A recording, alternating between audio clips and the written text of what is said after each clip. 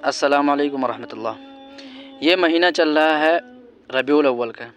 یہ مہینہ خوشی کا بھی ہے اور غم کا بھی ہے۔ ہمارے نبی صلی اللہ علیہ وسلم اس مہینے میں تشریف بھی لائے دنیا میں، اور اسی مہینے میں دنیا سے رخصتی بھی فرمائی۔ اب تاریخ کا جو ہے اس میں اختلاف ہے، اسی لیے میں نہیں بتا رہا۔ اب نبی صلی اللہ علیہ وسلم کے میلاد پہ کتنا ڈھونگ رچا جا رہا ہے، کچھ معلوم ہے آپ کو؟ ہمارے نبی صلی اللہ علیہ وسلم 63 سال کی زندگی میں وفات پائی۔ 63 سال کی زندگی میں نبی صلی اللہ علیہ وسلم نے کبھی بھی عید میلاد نہیں منائی، نہ کسی صحابہ کو بتائی، نہ صحابہ نے تابعین کو بتایا ہوتا، تابعین کو کسی کو نہیں۔ جب نبی نے بتایا ہی نہیں، لکھا ہی نہیں، تو نہیں منا سکتے نا، نہیں تو پھر بدعت سمجھا جائے گا، کیونکہ دین میں نئی بات نکالنا بدعت ہے۔ ابھی کچھ لوگ منا بھی رہے ہیں اور ڈھونگ رچا بھی رہے ہیں۔ چلو ٹھیک ہے، منا رہے ہو، کبھی یہ عقل لگا لیے ہوتے کہ جہاں میرے نبی صلی اللہ علیہ وسلم پیدا ہوئے، ٹھیک ہے، جب پیدا ہوئے اور نبی صلی اللہ علیہ وسلم جہاں آج تک موجود ہیں وہاں کبھی منایا جاتا ہے؟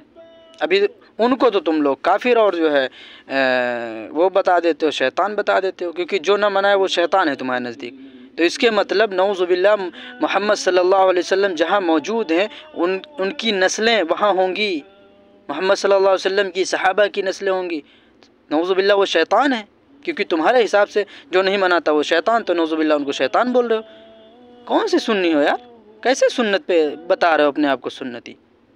شرم کرو، غلط پیغام لوگوں کو بتانا پھیلانا بند کر دو۔ سنت پھیلانا ہے، سنت پہ عمل کرنا ہے۔ دعوت تبلیغ کیوں نہیں کرتے؟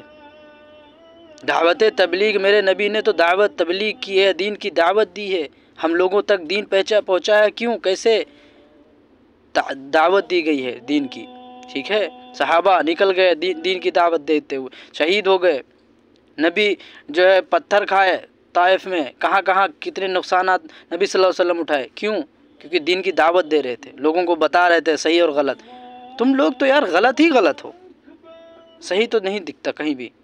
بہرحال یہ بتا دو مجھے، کہیں بھی بتا دو کہ نبی صلی اللہ علیہ وسلم کے اس دنیا سے پردہ ہو جانے کے بعد ابو بکر صدیق رضی اللہ تعالیٰ عنہ کی دور خلافت آئی،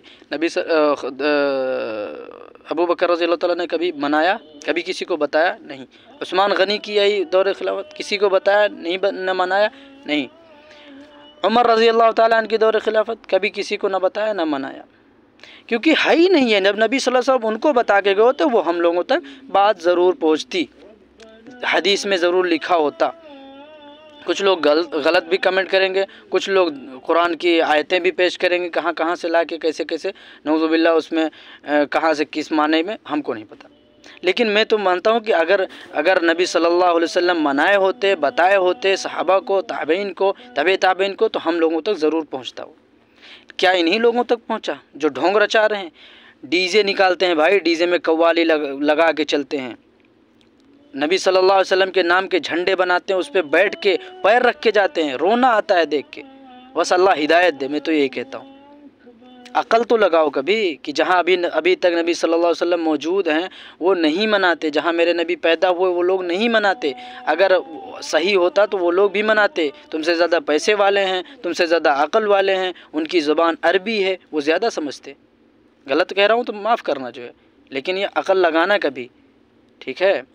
بہت سی خرافات تم لوگوں نے ایجاد کر دی ہے بھائی۔ محرم میں ماتم کرنا، ڈھول بجانا، تعزیہ داری، حلوہ داری، کھچڑا داری، سبیل لگانا اچھی بات ہے، ہر مہینے سبیل لگاؤ، غریبوں کو دو، کتنی اچھی بات ہے، لیکن یہ تماشا کرنا اچھی بات نہیں ہے۔ آپ لوگ تو سرکار کی طرح نعوذ باللہ سنت بھی بدلتے ہو، کبھی بولتے تھے 12 وفات اور اب بولتے ہو عید میلاد النبی، کچھ دن میں کچھ اور بدل دو، کچھ پتہ نہیں تم لوگوں کو کہاں سے ہے، کہیں سے بتا دو۔ اللہ کے واسطے کسی کو بے وقوف بنانا، غلط پیغام دینا بند کر دو۔ بہت خرافات ہوتی ہیں۔ نبی کی سنت تو یہ ہے کہ لوگوں کو اچھی دعوت دو، لوگوں کو برائی سے روکو، لوگوں کو تکلیف مت دو۔ کتنی تکلیفیں ہوتی ہیں محرم میں اور جو ہے اس میں، معلوم ہے؟ نبی صلی اللہ علیہ وسلم تکلیف سے تو بچتے تھے، لوگوں کو بچاتے تھے کہ ان کو تکلیف نہ ہو جائے میری طرف سے۔ کسی کو برا نہیں کہتے تھے. تم لوگ کی تو زیادہ تر دیکھتے ہیں بس خرافات غلط بولتے ہی نظر آتے ہو. بہرحال غلط بولنے والے کمنٹ میں بھی غلط بولیں گے، لیکن جو ہماری بات کو عقل لگا کے سنیں گے شیئر ضرور کرنا، تاکہ لوگوں کو شاید کی سمجھ میں آ جائے.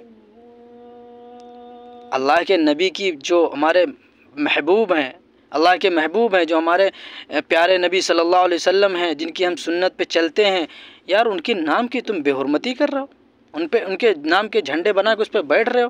غلط نہیں کہہ رہا ہوں، میرے پاس پروف موجود ہے. بند کر دو یار، دین کی دعوت دو، پیسے لگاؤ اپنے، نکل جاؤ دین کی دعوت کے لیے. 3 دن 4 دن 4 مہینے 40 دن اللہ کے راستے میں نکلو، دین کی دعوت دو. یہ سنت ہے ہمارے نبی کا. کسی کو برا مت کہو، کسی کو تکلیف مت دو. کتنی تکلیفیں ہوتی ہیں، اذیت پہنچاتے ہیں آپ لوگ. یہ جو مسلمان کو برا کہنے والے ہیں نا، اسی لیے کہتے ہیں. اللہ کے واسطے یہ سب ڈھول تماشے بند کر دو اور یہ ڈھونگ رچانا بند کر دو. کتنے علماء کو ہم نے دیکھا ہے، علماء کو کیک کاٹتے ہوئے. یہ کون سا انگریزوں والا یار نکال لیے ہو یار؟ کیا ابھی کہو گے نبی کے زمانے میں یہ نہیں تھا اسی لیے نہیں کاٹا جاتا؟